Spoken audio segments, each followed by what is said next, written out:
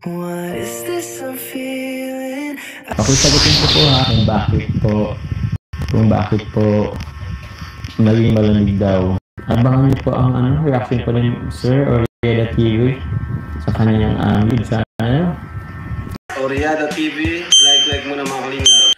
Yo, what's up mga kababayan, mga kalingap? Welcome back muli sa aking munting channel. Ako po ang inyong host, walang iba, Oriada TV ay muling nagbabalik para sa isa na namang panibagong reaction video mga kababayan, mga kalingap. No? Ito po ay related sa naging part 12 ng Team Jomcar, no? Na kung saan marami ang nakakita, marami ang nakapansin, marami ang nakaramdam na parang sa part 12 nga daw po ay merong panlalamig na nagaganap, merong pagtatampo at merong pagsusungit daw na ipinaramdam si Carla kay Papa Joms. Ano nga ba yung dahilan na yan? Ano nga ba yung matinding dahilan ni Carla na yan?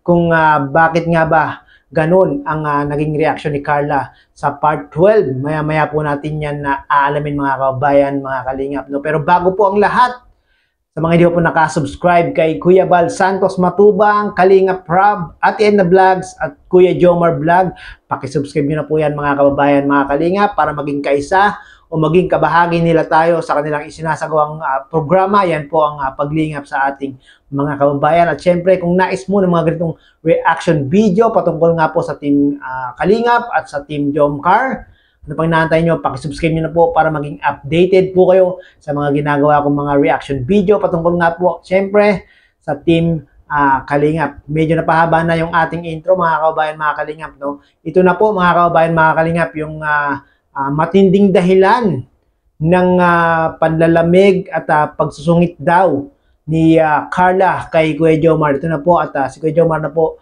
ang nagpaliwanag. Panoorin po natin ito mga kababayan, mga kalingap. Sabi na buwan na may, sagutin mo nga tanong na makarangin ito kalugan. Ba't masungit si Bibigay sa episode 12? Yan mga kababayan, mga kalingap, si Kuya Jomar Vlog ay nag-live kagabi na kung saan mga kababayan, mga kalingap, merong mga viewers na talaga ng mga curious at gustong malaman at mga nagtatanong kay Kuya Jomar kung bakit nga daw naging parang masungit si Carla nung part 12 nung nakaraan. Ito po, si Kuya Jomar na po ang sasagot at magpapaliwanag na yan kung ano nga bang dahilan, ano nga bang matinding dahilan ni Carla kung bakit gano'n na lang ang naging reaction ni Carla nung part 12. Panoorin po natin at pakinggan ng maigi, mga kababayan, mga kalingap. Okay. Okay na po Okay. Sa akin po, ako na po magbibigay ng sagot.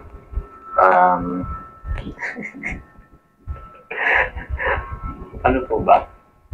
Sige na Kuya Jomar, sabihin mo na, huwag mo nang bitinin yung mga viewers, huwag ka na magpaligoy-ligoy pa. Papakit ko na po ako bago ko po sagutin yung tanong. Nagpakit pa. Okay.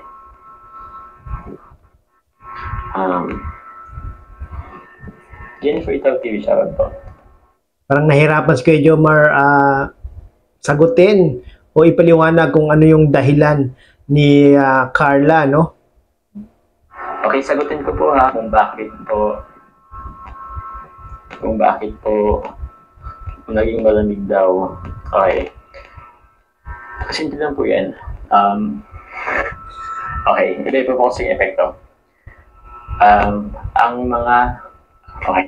Anong epekto yan, Kuya Jomar? Yan ba yung epekto ng nararamdaman ni Carla sa'yo? Yun ba yun, Kuya Jomar? Ano ba ang ano? Siguro sa right term na rin, sinalakan ng right term. Ano na lang, monthly problem po ng mga babae. Hindi na po siguro. Yan po yun. Meron palang red alert si Carla, mga kababayan, mga kalingap, nung part 12, no? Monthly problem ng mga babae. Monthly struggle po ng mga babae. Alam mo po mga kalingap. So yun po, kaya ganun na nangyari.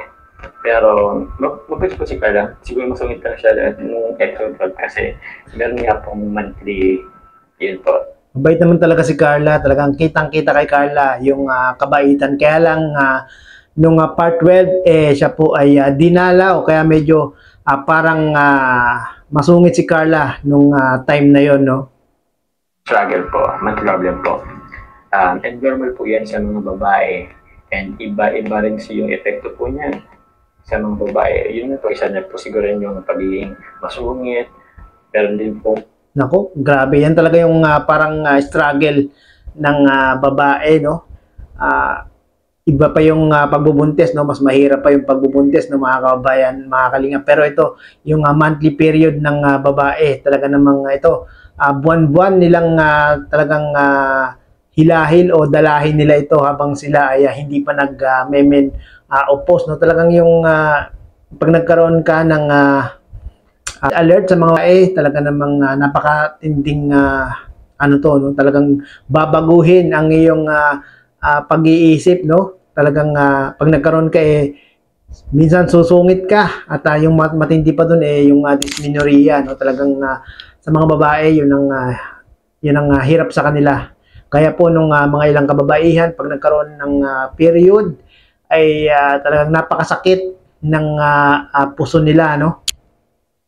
Mga babae na tawag niya, gusto mapag-isa lang. Meron po naman yung sumasakit din dyan.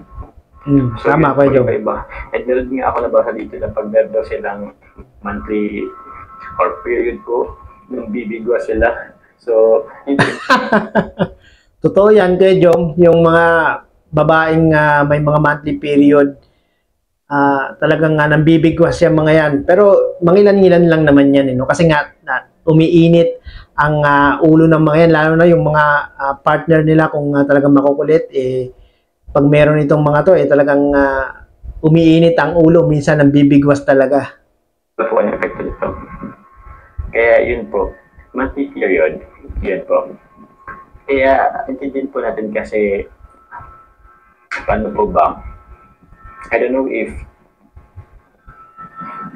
so mga kababayan, mga kalingap, no, yung ating napanood nung part 12 kung bakit parang malamig daw, kung bakit parang masungit daw si Carla kay Papa Joms, ayun nga po yung naging dahilan ay meron pong monthly period itong si Carla. Intindihin na lang po natin si Carla, mga kababayan, mga kalingap, no, at yung mga nagko-comment ng negative kay Carla ay yan po yung dahilan, no? Kasi yung iba mga nag-comment ng hindi maganda kay Carla, no?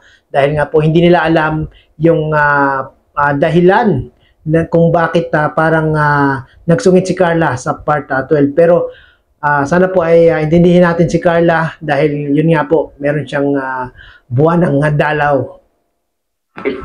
Basta yung epekto po kasi kay Carla, ayaw niya po siguro ng mga tao nakapaligid pag meron siya. So, ganun po yung epekto sa kanya. And I hope po na maintindihan po natin yung mga ganung bagay.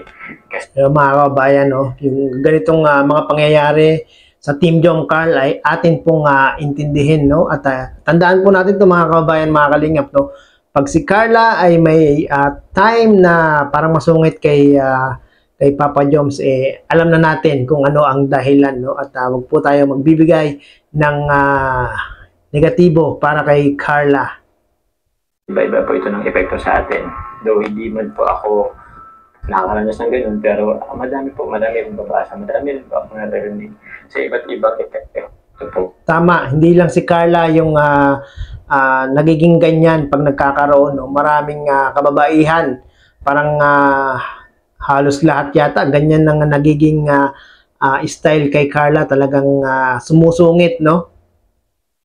Pag meron sila ang mga babae. So, dagdag education na din. And hopefully, maintindihan po natin lahat. Oo. Kasi diba, okay lang naman pag merong menstruation. Iba-iba na apektan. Malamang ngayon ay naintindihan na, no, yung mga nakapanood ng part 12 kung bakit ganito na lang yung naging reaksyon ni Carla, no, mga kababayan, mga kalingap, at sana po ay wag po tayo mag-comment ng negatibo para dito kay Carla kung ganun man yung ating napanood. nung part 12, no? At meron nga naman talagang matinding dahilan itong si Carla. Kaya po ganoon na lang yung kanyang pakikitungo kay Kuya Jomar nung part 12, no? At grabe talaga si Carla, mga kabayan, mga kalingap.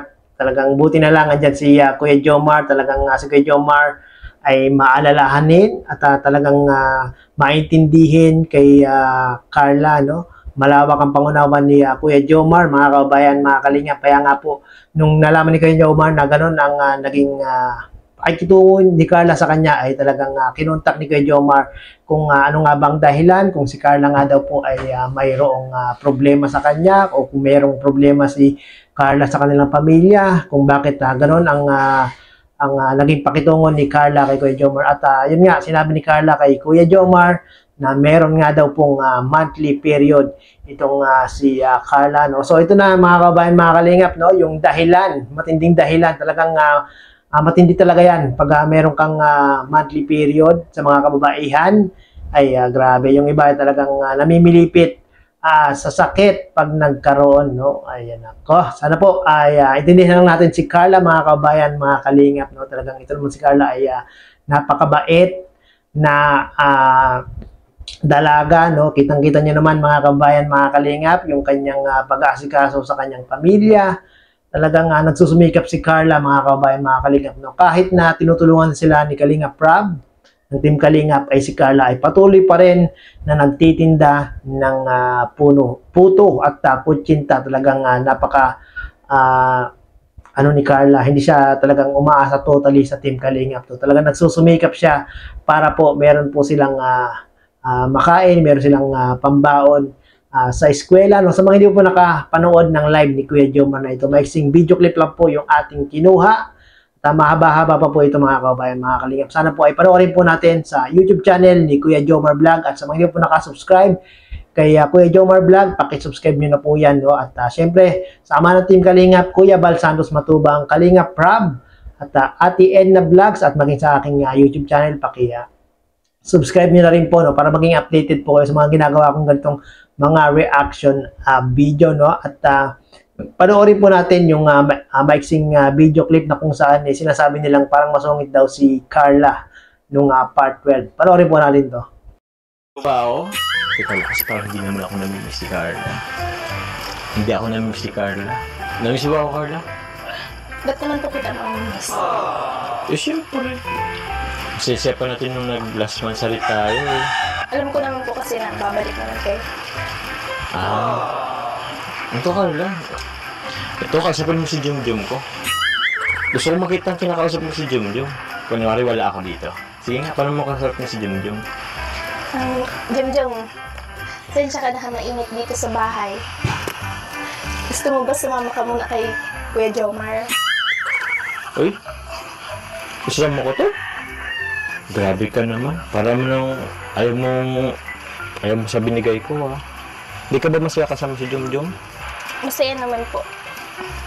Kasi po malungkot kapag kaming dalawa lang dito sa bahay. Bakit naman malungkot? Try mo po kayang kausapin siyang mag-isa. Grabe naman. Parang ang sungit mo pagkakabitaw nun, ha?